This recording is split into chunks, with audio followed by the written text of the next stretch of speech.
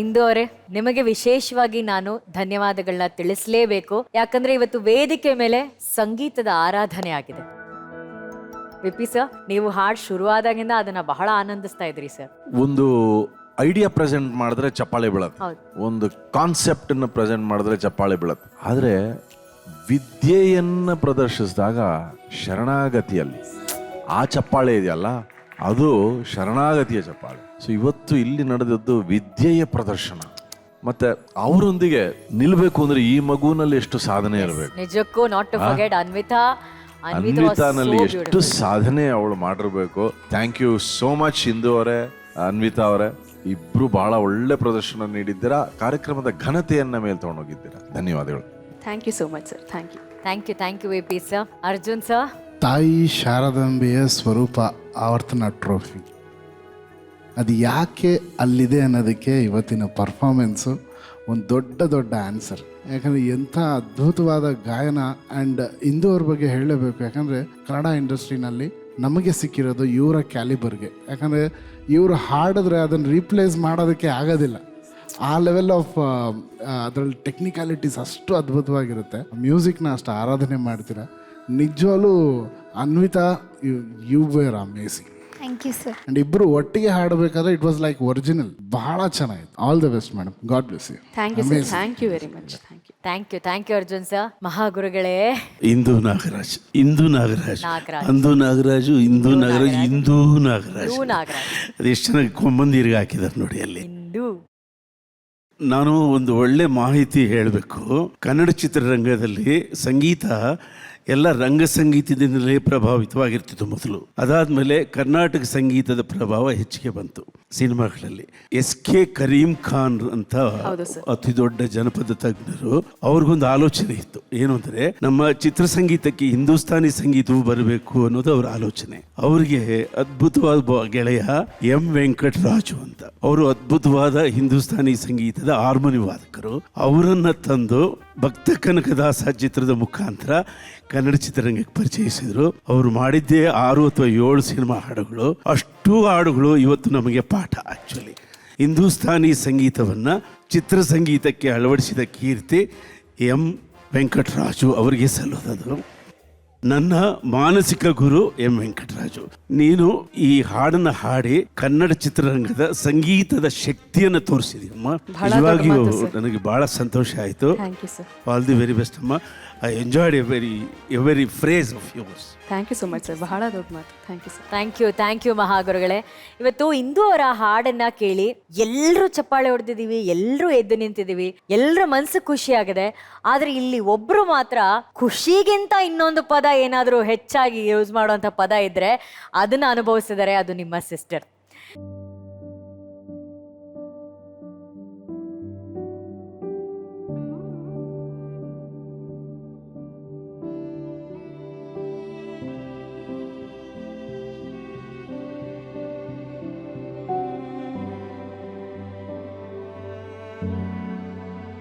ಲಕ್ಷ್ಮಿ ಅವರೇ, ಎಷ್ಟು ಸಂತೋಷವಾಗಿದೆ, ಎಷ್ಟು ಹೆಮ್ಮೆ ಅನ್ಸುತ್ತೆ ಅವ್ರನ್ನ ನೋಡಿದ್ರೆ. I don't know what to say. ತುಂಬ ಚೆನ್ನಾಗಿ ಹಾಡೋದು. ಆ್ಯಕ್ಚುಲಿ ನಾನು ಅವಳ ಫ್ಯಾನು, ಅವಳ ಧ್ವನಿಯ ಫ್ಯಾನ್.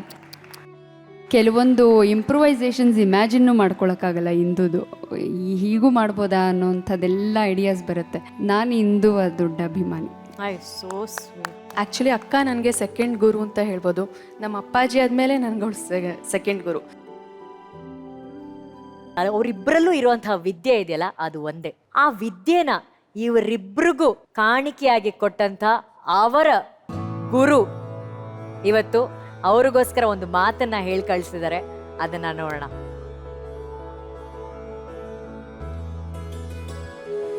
LED ಬಂದ್ರೆ ತುಂಬಾ ಮೆಕ್ಯಾನಿಕಲ್ ಆಗಿರುತ್ತೆ. ಎದುರುಗಡೆ ನಿಂತೆ ಆಶೀರ್ವಾದ ಮಾಡ್ಬೋದು ಅಂತ ನಿಮ್ಗೋಸ್ಕರ ನಿಮ್ಮ ತಂದೆ ತಾಯಿ ಇಬ್ರು ಬಂದಿದ್ದಾರೆ.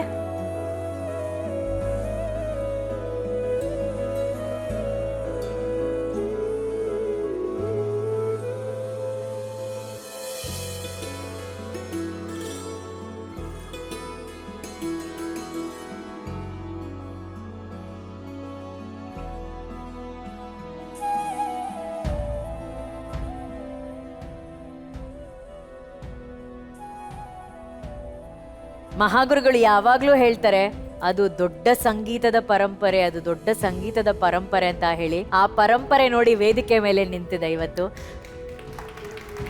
ನಾಗರಾಜ್ ಸರ್ 37 ವರ್ಷಗಳ ಕಾಲ ಇಂಗ್ಲಿಷ್ ಉಪನ್ಯಾಸಕರಾಗಿದ್ದು ಅಸಂಖ್ಯಾತ ಕಚೇರಿಗಳನ್ನ ಕೊಟ್ಟು ದೇಶ ವಿದೇಶಗಳಲ್ಲಿ ಶಿಷ್ಯ ವೃಂದವನ್ನ ತಯಾರು ಮಾಡಿದ್ದಾರೆ. ಸುಗಮ ಸಂಗೀತವನ್ನ ಕಂಪೋಸ್ ಮಾಡಿದ್ದಾರೆ. ಇಂದು ಹಾಗೂ ಲಕ್ಷ್ಮಿ ಮೇಡಮ್ ಅವರಿಗೆ ಈಗಲೂ ಪಾಠವನ್ನ ಹೇಳ್ಕೊಡ್ತಿದ್ದಾರೆ. ಆ್ಯಂಡ್ ಆ ಗುರುಗಳ ಹತ್ರ, ತಂದೆಯಾಗಿಲ್ಲ ಗುರುಗಳ ಹತ್ರ ಇಬ್ಬರೂ ಮಕ್ಕಳು ಇವತ್ತು ಪಾಠ ಕಲಿತಾ ಇದ್ದಾರೆ. ಅಂತ ಸಂಗೀತ ವಿದ್ವಾನ್ ಶ್ರೀಯುತ ನಾಗರಾಜ್ ಸರ್ ವೇದಿಕೆ ಮೇಲಿದ್ದಾರೆ. ರಾಧಾ ಅಮ್ಮಗೂ ಕೂಡ ಆತ್ಮೀಯವಾದ ಸ್ವಾಗತ. ಆ ಗುರುಗಳಿಗೆ ಒಂದು ದೊಡ್ಡ ಚಪ್ಪಾಳೆ ಬರಬೇಕಪ್ಪ ಪ್ಲೀಸ್. ನಿಮ್ಮ ಈ ಅಭಿಮಾನ, ಪ್ರೀತಿ, ವಿಶ್ವಾಸಕ್ಕೆ ನಾನು ಆಭಾರಿಯಾಗಿದ್ದೇನೆ. ನನಗೆ ಏನನ್ಸುತ್ತೆ ಅಂತಂದರೆ, ಈ ಸ್ಥಳ ಒಂದು ಸರಸ್ವತಿ ಇರ್ತಕ್ಕಂತಹ ಒಂದು ನಿವಾಸ. ಇದು ಒಂದು ಜ್ಞಾನ ಕೇಂದ್ರ. ಈ ಜ್ಞಾನ ಕೇಂದ್ರದ ದೊಡ್ಡ ಶಿಖರವಾಗಿ, ಶಿಖರದ ಮುಕುಟವಾಗಿ ವಿಜೃಂಭಿಸ್ತಾ ಇರ್ತಕ್ಕಂತಹವರು ನಮ್ಮ ಆತ್ಮೀಯರಾಗಿರ್ತಕ್ಕಂತಹ ನಾದು ಬ್ರಹ್ಮ ಹಂಸಲೇಖ ಅವರು. ಮತ್ತೆ ಇಲ್ಲಿ ತರಬೇತಿಯಾಗಿರ್ತಕ್ಕಂಥವರು ಹಾಡಿರೋರು ಎಷ್ಟು ಜನ ಇವಾಗ ಆಗಲೇ ಮ್ಯೂಸಿಕ್ ಫೀಲ್ಡಲ್ಲಿ, ಈ ಫಿಲಮ್ ಫೀಲ್ಡಲ್ಲಿ ಪ್ಲೇ ಬ್ಯಾಕ್ ಸಿಂಗರ್ಸ್ ಆಗಿ ಆಗಲೇ ಹೊರಗೆ ಬಂದ್ಬಿಟ್ಟಿದ್ದಾರೆ. ಅಂದ್ರೆ ಈ ಸ್ಟೇಜಿನ ಮಹತ್ವನೇ ಅಂಥದ್ದು.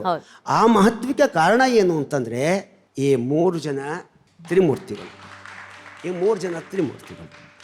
ಬರೀ ಇಷ್ಟೇ ಅಲ್ಲ, ಅನುಶ್ರೀ ಒಬ್ಬರು ಸ್ಟೇಜ್ನಲ್ಲಿದ್ದರೆ ಆ ಸ್ಟೇಜ್ ಪೂರ್ತಿ ಕುಣಿತಾ ಇರುತ್ತೆ. ಆ ಎಷ್ಟು ಲೈವ್ಲಿ ಆಗಿರುತ್ತೆ ಅಂತಂದರೆ ಅಷ್ಟು ಲೈವ್ಲಿ ಆಗಿರುತ್ತೆ. ಒಬ್ಬ ತಂದೆಯಾಗಿ ಈ ವೇದಿಕೆಯಲ್ಲಿ ಮಕ್ಕಳನ್ನ ಈ ರೀತಿ ನೋಡಬೇಕು ಅಂತ ಬಹಳ ಕನಸನ್ನು ಕಂಡಿದ್ದೆ. ನನಗೆ ಏನು ಅಂದರೆ, ಮ್ಯೂಸಿಕ್ ಅಂದರೆ ಈ ಭಾವಗೀತೆ ಆಗಬಹುದು, ಜಾನಪದ ಗೀತೆ ಆಗಬಹುದು, ಚಿತ್ರಗೀತೆ ಆಗಬಹುದು, ಎಲ್ಲವೂ ಸಂಗೀತವೇ. ಇದು ಆರಿಜನ್ನು, ಇದೆಲ್ಲ ಬ್ರ್ಯಾಂಚಸ್ಸು ಅಷ್ಟೇ. ಅದರಿಂದ ನನಗೆ ಯಾವ ಭಾವನೆಯೂ ಇಲ್ಲ. ಒಳ್ಳೊಳ್ಳೆ ಚಿತ್ರಗೀತೆಗಳನ್ನು ಸಂತೋಷವಾಗಿ ಆಗಲಿಂದ ನನ್ನ ಮಕ್ಕಳಿಗೆ ಎಂಕರೇಜ್ ಮಾಡೋಕ್ಕೆ ಹೊರಟೆ. ಹಾಗೆ ಇವರ ಈ ಪ್ಲೇ ಬ್ಯಾಕ್ ಸಿಂಗರ್ ಆಗೋದಕ್ಕೆ ಮೊದಲು ಪ್ರಾರಂಭದ ಹೆಜ್ಜೆ ಯಾರಪ್ಪ ಅಂದರೆ ಮಹಾಗುರುಗಳು ನಾದು ಬ್ರಹ್ಮ ಹಂಸಲೇಖ ಸರ್ ಅವರ ಫಿಲಮ್ಗೆ ಹಾಡಿಸಿದ್ರು. ಅದು ಪ್ರಾರಂಭದ ಹೆಜ್ಜೆ. ಅದರಿಂದ ಯಾವತ್ತೂ ಇದು ಬಂದ ತಕ್ಷಣ, ಇವ್ರ ನೇಮ್ ಆ್ಯಂಡ್ ಫೇಮ್ ಬಂದ ತಕ್ಷಣ ಮೊದಲನೇ ಹೆಸರು ನಾವು ಯಾರನ್ನ ಜ್ಞಾಪಿಸ್ಕೊಳ್ಬೇಕು ಅಂತಂದರೆ ಹಂಸಲೇಖ ಸರ್ನ ಜ್ಞಾಪಿಸ್ಕೊಳ್ಬೇಕು. ಮಹಾಗುರುಗಳೇ, ಇದ್ರ ಬಗ್ಗೆ ನಿಮ್ಮ ಒಂದೆರಡು ಮಾತು ಪ್ಲೀಸ್. ಈಗ ಕಣ್ಣಂಚಲ್ಲಿ ನೀರು ನಮಗೆ ಸರದಿ, ನಾವೆಲ್ಲ ಇದೆಲ್ಲ ಮಾಡಿದೀವ ಅಂತ ನಮಗನಿಸ್ತಾ ಇದೆ. ಅವರು ತುಂಬಾ ದೊಡ್ಡ ಹೃದಯ ಇರೋ ತಂದೆ. ಅವರು ಎಲ್ಲವೂ ಸಂಗೀತವೇ ಅಂದ್ರಲ್ಲ, ಅದೊಂದು ಸಂದೇಶ ಸಾಕು ಸರ್. ನಾವು ಮಾಡ್ತಾರೋ ಕೆಲಸವೂ ಸಂಗೀತಕ್ಕೆ, ಇವ್ರದ್ದು ಸಂಗೀತಕ್ಕೆ, ಇವ್ರದ್ದು ಸಂಗೀತಕ್ಕೆ, ನಿಮ್ಮದು ಸಂಗೀತಕ್ಕೆ. ಜನಗಳನ್ನು ತಲುಪೋದು ಎಲ್ರಿಗೂ ಸಾಧ್ಯವಿಲ್ಲ. ತಲುಪಿದ್ರಿ ಅಂದರೆ ನಿಮ್ಮಂಥ ಅದೃಷ್ಟವಂತರಿಲ್ಲ ಸರ್. ನೀವು ವಿಜಯಶಾಲಿಯಾದ ತಂದೆ ಸರ್, ವಿಜಯಶಾಲಿ. Thank you sir, thank you sir, thank you. ಧನ್ಯವಾದಗಳು ಮಹಾಗುರುಗಳೇ. ಸರಿಗಮ ಪಪ್ಪ ಸಸ ಪಪ್ಪ ಸರಿಗಮ ಪಾ